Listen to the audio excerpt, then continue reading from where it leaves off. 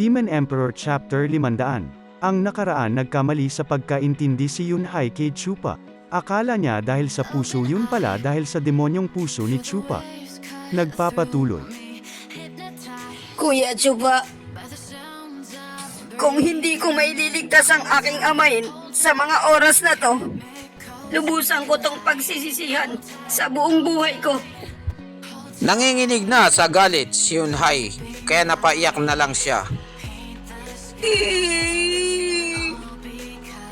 Ito talaga ang gusto ko. Hindi ito tungkol sa nakaraan naming relationship.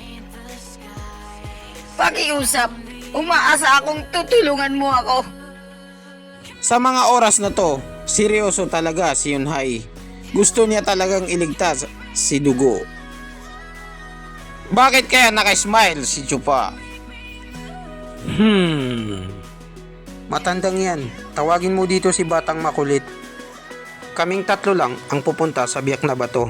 Lone Ghost George. Makikita na tuwang-tuwa si Yunhai at gulat din si matandang yan sa mga nangyari. Yes! Chupa, talaga bang ililigtas mo siya? Paano kung labanan niya ulit tayo dahil sa utos ng emperador? Mas lalo tayong mapapaaway at malalagay sa peligro dahil sa gagawin niyo. Nagreklamo si matandang yan dahil sa desisyon ni Chupa. Wala akong paki sa'yo. At saka hindi ko ililigtas ang matandang butong hukluban na yun. Sumusunod lang ako sa utos ng pinuno natin. Bilang isang alagad, kailangan ko gawin ng lahat ng makakaya ko para matulungan siya. Sa lugar ng biyak na bato, may isang telang lilipad-lipad. Hindi ito nakatakas sa mambubusong mata ni Uling Wolf at napansin niya ito. Ano kaya yun? Samantala, sa loob ng biyak na bato, kasalukuyang nagpapahinga ang mga inaanak ni Dugo.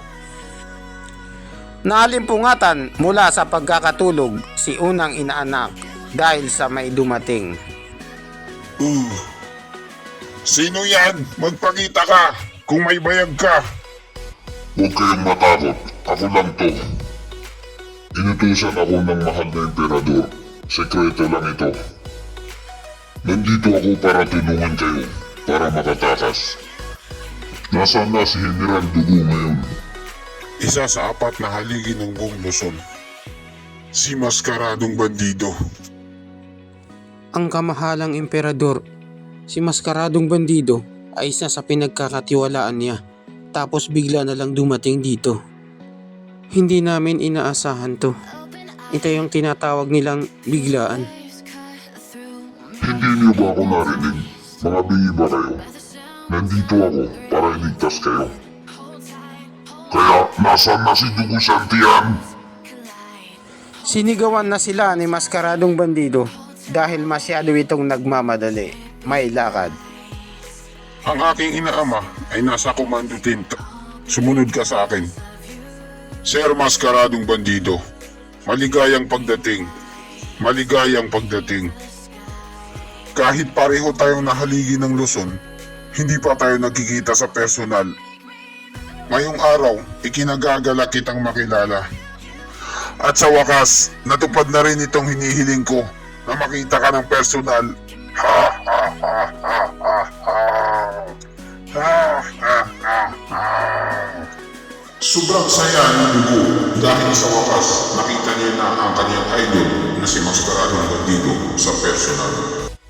Matandang General, napakabait niyo naman sa akin. Matagal na ang panahon. Marami na akong naririnig tungkol sa katapangan niyo sa mga marites dyan.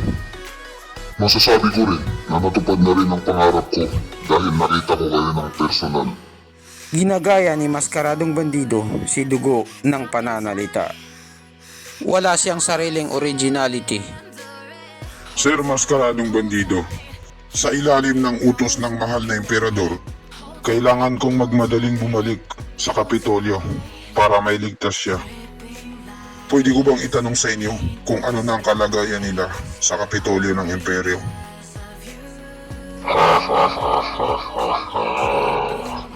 General Dugo, dapat ka talagang tularan.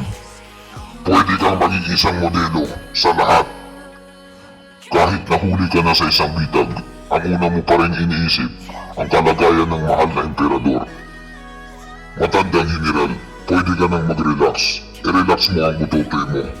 Ang rebellion ay tapos na. Hinuli ko na yung mga daga na sina Zugi Kanfeng. Kasama ko ang mga maskaradong bodyguard ko. Pinakitaan ni Maskaradong Bandido si Dugo ng kaniyang bagong biling iPhone Pro Max 15 fully paid.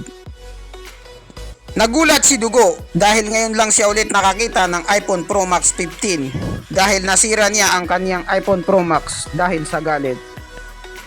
Tingnan mo itong bagong post ng emperador. Ang paglusob sa buluwagan ng imperyo ay tapos na. Kaya nga ipinadala ako dito ng mahal na emperador para tulungan ka, General. Binasa ni Dugo ang laman ng messenger ni Maskaradong Bandido. Isa itong sekretong order ng COD. Kami lang dalawa ng emperador ang nakakaalam. Nakakatuwa naman. Humaba pa sana ang buhay mo, emperador. Long live Luzon. Sir Maskaradong Bandido, ang mga taga Mindanao ay may 1,000,000 isang dami nila. Nakapasok na sila sa Luzon at napapalibutan na nila kami. Ano nang plano ng kamahalang emperador sa amin? Natapos na ng kamahalang emperador ang lahat ng mga plano. Sikreto itong pag-usapan namin. Kami lang dapat ng general ang nakakaalam nito. Dapat walang makalam nito, pakipagmarites pa sa iba. Kaya lumabas muna kayo. Medyo na-hurt ang mga feelings ng mga papis dahil tingin sa kanila ni Maskaradong Bandido ay mga traidor at hindi mapagkakatiwalaan, marites. Sundin niyo ang sinasabi ni Maskaradong Bandido. Lumabas muna kayo. Maghintay na lang kayo sa labas. Magbibigay ako ng signal kung kailan kayo papasok. At ayun na nga, lumabas na yung mga papis na nakakaistorbo sa kanilang dalawa. Pwede na silang mag-usap ng masinsinan dahil wala ng estorbo at makakamarites. Matandang general, lumapit ka sa akin. Ilapit mo sa akin yung tenga mo at ibubulong ko sa iyo kung anong pinapasabi sa akin ng mahal na emperador. At ayun na nga, nilapitan na siya ni Dugo. Sa sobrang lapit nila sa isa't isa, halos magkapalit na sila ng muka. Hinawakan ni Maskaradong Bandido ang suso ni Dugo. Matandang general, Bigla niyang nilakasan ang pagkakahawak niya sa suso ni Dugo. Dibdib pala. Sabay nilamas-lamas niya ito.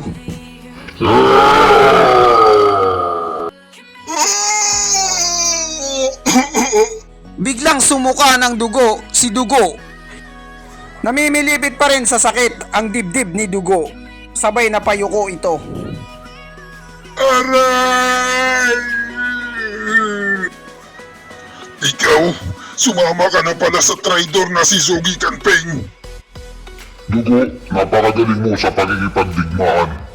Pero napakabobo mo pagdating sa utak. Hindi mo alam ngayon ang mga politisyan sa bansa. Ang tinutukoy mong si Zugi Kanpeng ay nasa kalaboso na at hindi na makakalabas pa muli. Ang gustong magpapatay sa iyo at ang iyong hukbo ay walang iba kundi ang mahal na emperador. Sobra ang pagkagulat ni Dugo sa narinig niya. Tinamaan siya ng isang malakas na emotional damage. Ano? Kalokohan! Palagi akong matapat sa mahal na emperador at hindi niya to magagawa sa akin! Hindi matanggap ni General Dugo na ang kamahalang emperador ang gustong magpapatay sa kanya. Tama ka sa sinabi mo. Ito rin ang sinabi sa akin ng mahal na emperador. Wala nang tatapat pa sa pinakamatapat sa buong bansa. Si General Dugo, Zantian lang. Masakit din sa kamahalang emperador itong ginawa niyang desisyon. Kitang-kita sa mukha ni Dugo ang kawalang pag-asa sa buhay.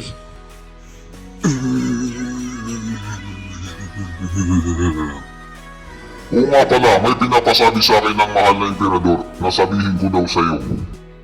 Nagtrabaho ka sa buong buhay mo para lang sa ikakaganda ng bansa. At ngayon na ang oras para magpahinga ka na. Lumuluha na si Dugo na may kasamang laway dahil sa matinding kalungkutan. Imposible. Imposible. Imposible. Kamahalan, hindi mo to magagawa sa akin. Nawala na ng pag-asang mabuhay si Dugo dahil tinraidor na siya ng kanyang pinakamamahal na emperador. Para sa hinarap ng bansa, kailangan mong isakripisyo ulit ang buhay mo. Nag-apoy na ang kanang kamay ni Maskaradong Bandido. Wawakasan niya na ang buhay ni Dugo. R.I.P.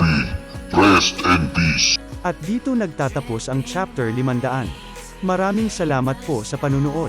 Mag-subscribe para laging updated sa mahal nyo.